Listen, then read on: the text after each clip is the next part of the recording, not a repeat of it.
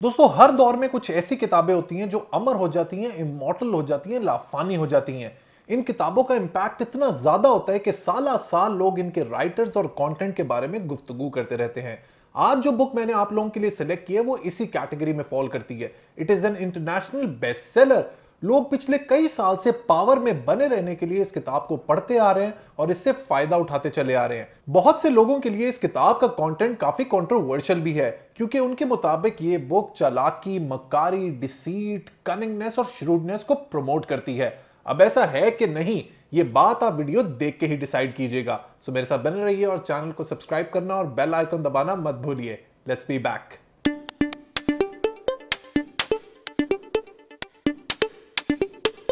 तो book buddies में जिस किताब का जिक्र कर रहा था उसका नाम है 48 laws of power by Robert Greene. ये वही किताब है जिसने रॉबर्ट ग्रीन को इंटरनेशनल सेलिब्रिटी बना दिया था। बेसिकली इस बुक का सेंट्रल आइडिया ये है कि जिंदगी में इंसान के कुछ एक्शन से उसकी पावर, ग्रिप और कंट्रोल लोगों पर बढ़ जाता है या कम हो जाता है। लाइफ को दोस्तों अगर आप ऑब्जेक्टिवली देखें तो सारी पावर की ही गेम है। हर शख्स अपने लेवल पर किसी न किसी पावर स्ट्रगल का हिस्सा होता है, वेदर डायरेक्टली और इनडायरेक्टली।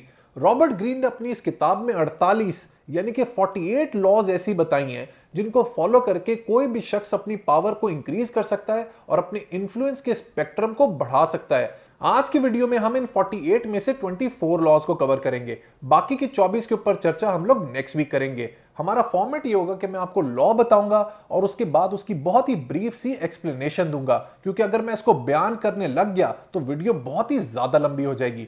सो दोस्तों hold on to your seats, because इनमें से बहुत सी लॉज ऐसी हैं which will blow you off. So let's get started. It's time to save with Book Buddy. मेरे तमाम सब्सक्राइबर्स लिबर्टी बुक्स पे ऑनलाइन शॉपिंग पर 20% डिस्काउंट हासिल कर सकते हैं। libertybooks.com पर जाएं, अपनी पसंद की किताबें सेलेक्ट करें और चेकआउट के दौरान कूपन कोड पर बुक बडी लिखकर डिस्काउंट हासिल करें।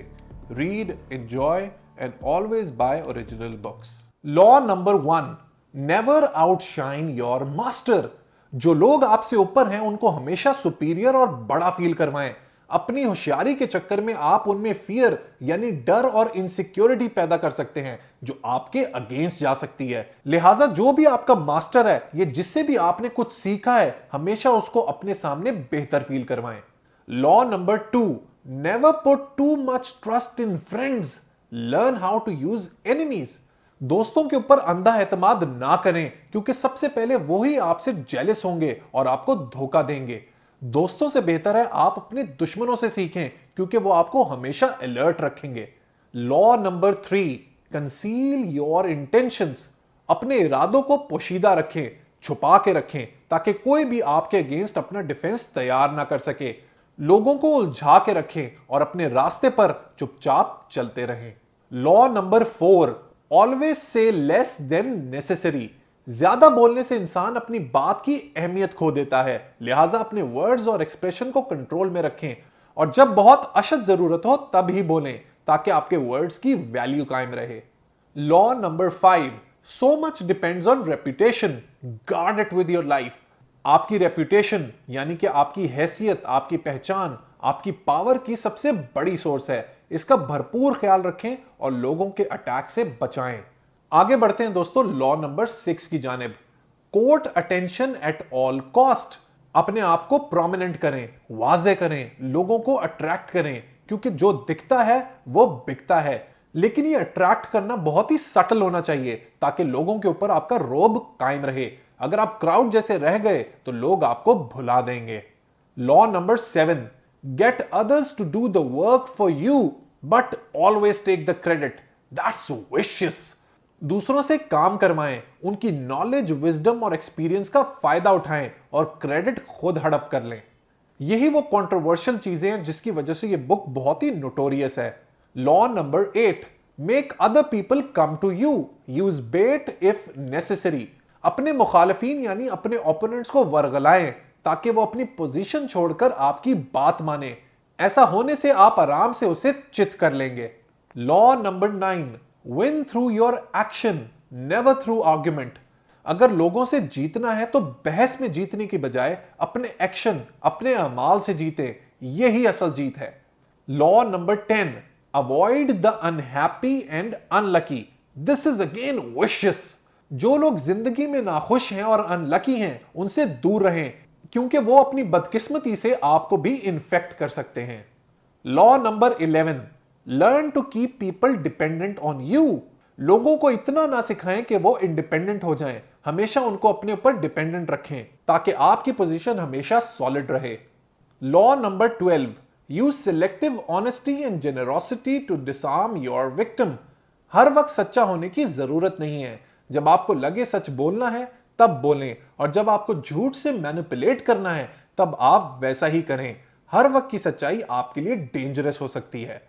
आगे बढ़ते हैं लॉ नंबर 13 की तरफ। When asking for help, appeal to people's self-interest, never to their mercy or gratitude. ये बात जबरदस्त है। जब भी आपने किसी से मदद मांगनी है तो don't ask for a favour. मदद ऐसे मांगे जिसमें उसको भी कोई बेनिफिट हो, कोई फायदा हो। ऐसा करने से वो भरपूर अंदाज में आपकी मदद करेगा। Law number 14, pose as a friend, work as a spy. अपने आप को दोस्त दिखाएं और काम मुखबर वाला करें, जिससे आप ओपोनेंट की स्ट्रेंथ और वीकनेसेस को जान सकें। Law number 15, crush your enemy totally. अपने दुश्मन को मुकम्मल खत्म कर दें। अगर उसमें जरा भी जान बाकी रही तो वो दोबारा उठ खड़ा होगा, लिहाजा कोई कसर ना छोड़ें। Law number 16, use absence to increase respect and honour. हर वक्त अवेलेबल रहने से आपकी रिस्पेक्ट में कमी आती है। अपनी प्रेजेंस को लिमिटेड रखें ताकि लोग आपको एडमायर कर सकें। Law number 17, keep others in suspended terror, cultivate an air of unpredictability. लोगों को हमेशा उलझा के रखें ताकि वो आपके बिहेवियर को प्रिडिक्ट ना कर सकें।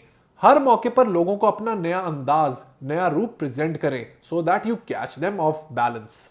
Law number 18, do not build fortresses to protect yourself, isolation is dangerous. अगर आप एक मजबूत किला बना के उसमें रहना चाहते हैं तो यह आपकी गलत फहमी है। आइसोलेशन में रहने से आप मजीद खतरे का शिकार रहेंगे। लिहाजा लोगों के दरमियान अपने मददगार, अपने एलाइज को ढूंढें। You are shielded from your enemies by the crowd. Law number 19, know who you are dealing with, do not offend the wrong person. लोगों को जानना पहचानना सीखें।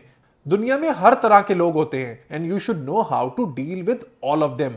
किसी भी ऐसे शख्स को ऑफेंड ना करें, उसकी फीलिंग्स को हर्ट ना करें जो आपसे बदला ले सकता हो। Choose your victims and opponents carefully. Law number 20, do not commit to anyone. लोगों को अपनी अनकंडीशनल सपोर्ट ना दें। Don't make them feel as if they possess you. अगर आप किसी एक तरफ फुली कमिटेड हो जाएंगे तो you will lose power over other people.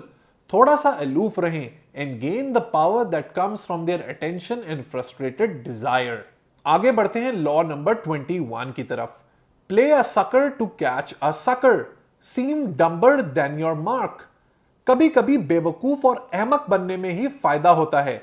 अपने ओपोनेंट के सामने अपनी होशियारी कम दिखाएं, उसको अलर्ट ना करें ताकि उसको यह गुमान ना हो कि आप उसका कुछ बिगाड़ सकते हैं।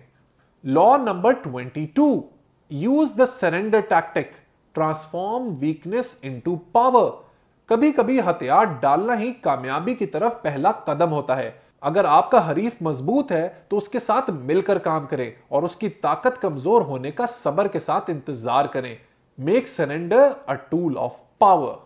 Law number 23, concentrate your forces. अपनी ताकत को वक्त के साथ मजीद बेहतर से बेहतर करें और किसी ऐसे पॉइंट पर फोकस करें जहां आपको सबसे ज्यादा फायदा हो। Law number 24, play the perfect courtier. एक बेहतरीन दरबारी बने, वो शख्स जिसको दरबार के सारे कायदे कानून पता हैं और जिसको हर किस्म की महारत हासिल है। जो शख्स ऐसा करेगा वो बेहतरीन से बेहतरीन ओहदे को हासिल कर लेगा। सो बुक बडीज, ये थी 24 out of the total 48 laws. आपने देखा कितनी यूनिक, पेक्यूलियर, अजीबोगरीब और कंट्रोवर्शियल बातें भी हैं इसमें।